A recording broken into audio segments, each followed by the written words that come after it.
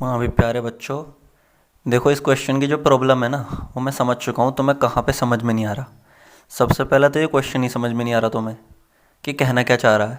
चलो मैं सबसे पहले क्वेश्चन ही समझाता हूँ कि कहना क्या चाहता है। A rectangular park is to be designed. एक रेक्टेंगुलर पार्क हमें ऐसे बनाना है हुज ब्रेथ, जिसकी चौड़ाई, is 3 meter less than its length, जिसकी चौड़ाई उसकी लेंथ से 3 छोटी हो। ठीक है। Its area is to be 4 square. चलो अब एक एक सपोज करो, एक बात बताओ मुझे, ये रेक्टेंगुलर है तुम्हारा, ये रेक्टेंगल है, उसने फिगर दे रखी है कि इस किस तरह से बनाना है। अगर सपोज करो मैंने इसकी लेंथ, अगर ब्रेथ x है, चौड़ाई अगर x है, तो सीधी सी बात है भाई, अगर whose breadth is 3 meter less, देखो चौड़ाई जो है वो 3 कम है। अब अगर x जो है उसकी चौड़ाई है तो x+3 जो होगी वो उसकी लंबाई होगी नहीं होगी। लंबाई 3 ज़्यादा है, मतलब कहने का मतलब ये है अगर ब्रेथ हो गई x तो लंबाई हो गई x+3। ठीक है, इतनी सी बात है। चलो अब इसके एरिया की बात हो रही है, तो इसका जो एरिया है, एरिया ऑफ रेक्टेंगल, तो मैं इतने प्यार से समझाऊंगा ना, 3 मिनट में क्वेश्चन उड़ा देंगे हम ये वाला।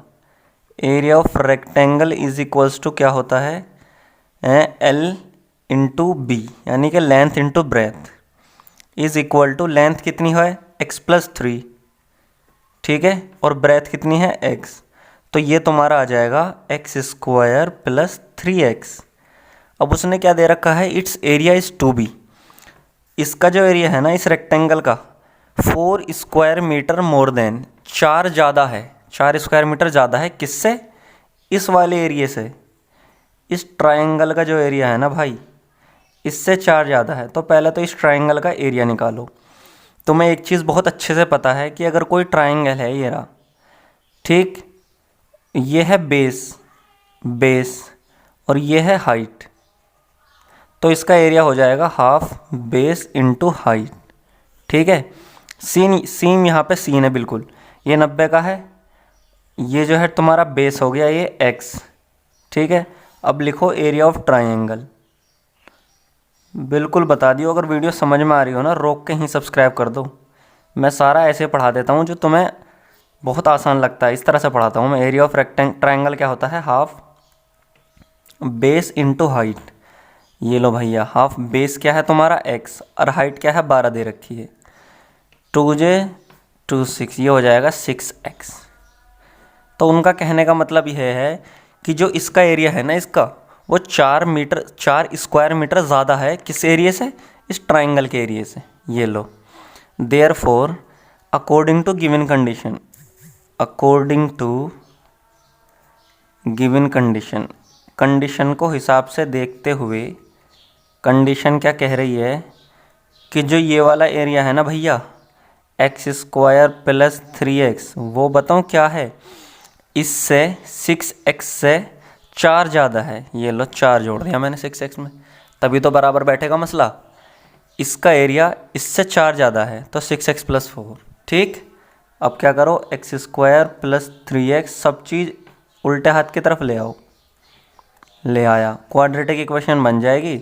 आराम से सोल्व कर लियो, कोई ज़्यादा फन्ने खां वाला क्वेश्चन तो है नहीं। ये लो बन गई क्वाड्रेटिक इक्वेशन। अब ये वाला काम आगे वाला तुम्हारा है। ठीक है, देखो ये क्वेश्चन कुछ भी नहीं था यार, बताओ खामोखा में, सिर्फ इतना दे रखा था कि ये जो ट्रायंगल बना हुआ है ना इसके ऊपर रेक्टेंगल के, उसका इसका एरिया इससे 4 ज़्यादा है, बस ये लो, इसका एरिया इक्वल टू 6x + 4, क्योंकि 4 ज़्यादा है।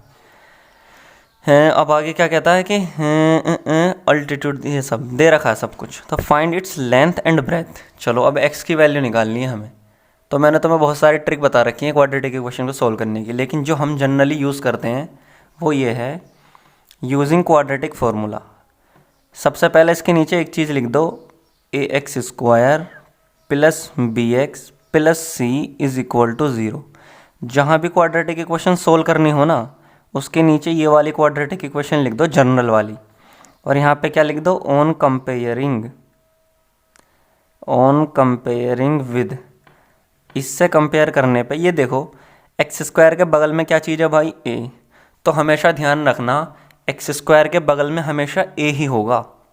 ऊपर वाले में आ जाओ, यहाँ एक्स स्क्वायर के बगल में क्या है 1, तो ये भी तो ए ही है, ए बराबर 1, हमें ये वैल्यू मिल गई।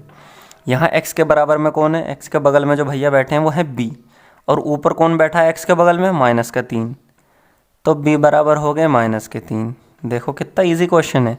जो अकेले बैठे हैं भैया बिल्कुल इन्हें किसी दुनिया से मतलब नहीं, सी वो ऊपर में 4 है, तो सी इज इक्वल टू -4। तीनों वैल्यू जहाँ आई तो तुरंत हम लगा देंगे quadratic formula. Using quadratic formula, quadratic formula इतना आसान है, बहुत ही ज़्यादा। सब पर रटा रहता है। X is equal to -b plus minus लिखते हैं, फिर रूट के अंदर लिखते हैं b² -4ac अपॉन 2a। ठीक है, वीडियो ज़्यादा अच्छी लग रही हो तो अभी रोक के सब्सक्राइब करो और कमेंट कर दो, फिर आगे को देख लो। अब देखो माइनस तो लिखो, b की जगह पे क्या आएगा -3। ये लो, कुछ बच्चे यहाँ पे पता क्या गलती कर देते हैं कि b की जगह -3 है, ले -3 लिख के आगे बढ़ जाते हैं, लेकिन यहाँ पे पहले से माइनस है ना दोस्तों। इस चीज़ का बहुत ख्याल करना पड़ता है मैथ्स में।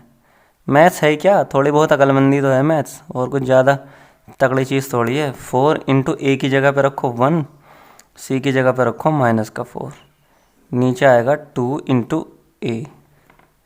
ठीक है, ये हो जाएगा +3, और अंदर हो जाएगा 9 और हो जाएगा 16, नीचे हो जाएगा 2। देखो 3 प्लस माइनस ये हो जाएगा √25। अब इज इक्वल टू क्या आएगा 3 + -5/2। अब हम जब ऐसे क्वेश्चन ऐसी जगह पर आते हैं तो x की 2 वैल्यू लेते हैं, एक बार तो लेते हैं प्लस, ठीक है, और एक बार लेते हैं माइनस। यहाँ आएगा प्लस और माइनस। 3 + 5/2, एक बार लेंगे यहाँ -3 - 5/2, ये आ जाएगा 8/2 यानी कि 4, ये आ जाएगा -1। ठीक है, -1 ही आएगा। अब एक तो आंसर आया 4, एक आया -1। अब तुम ये बताओ लेंथ वेंथ जो होती हैं, लेंथ ब्रेथ माइनस में थोड़ी होती हैं, तो ये तो नॉट पॉसिबल, नॉट पॉसिबल। इसमें लिख देना कि length can never be negative. Length, ये लेंथ थी एक्स जो ब्रेथ थी, तो लिख देना breadth can't be negative. Breadth negative नहीं हो सकती, इसलिए हमने इसे काट दिया और हमने एक्स को 4 ले लिया। देयरफॉर, यहाँ को आ जाओ, ये यहाँ को यार जगह नहीं बचती है ना। Therefore x is equals to 4, hence length is equals to, देखो ब्रेथ तो थी x और लेंथ थी x + 3, तो लेंथ हो गई 4 + 3 इज इक्वल्स टू 7। आंसर क्या है 7, लेंथ और breadth. b is equals to 4, length is equals to 7। अब अगर मज़ा आया हो, सबसे पहले सब्सक्राइब कर दो, ठीक है। जिसने बीच में नहीं करा सब्सक्राइब वो अब कर दो।